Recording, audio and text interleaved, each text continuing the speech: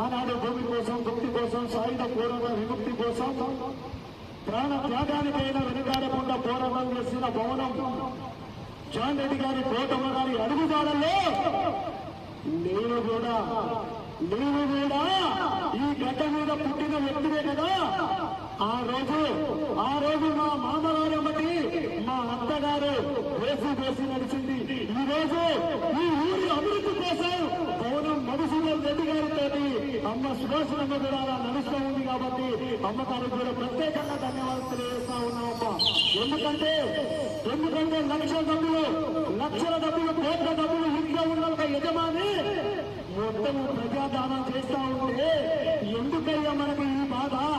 ఉన్న డబ్బులతోటి జలసాలు చేసుకుంటా ఎక్కడో బతుకుతామో అవసరమా మనకి అనుకున్న ఈ రోజులలో డబ్బు పోయినా బాధలేదు, కానీ ఈ గడ్డ మీద మన పేరు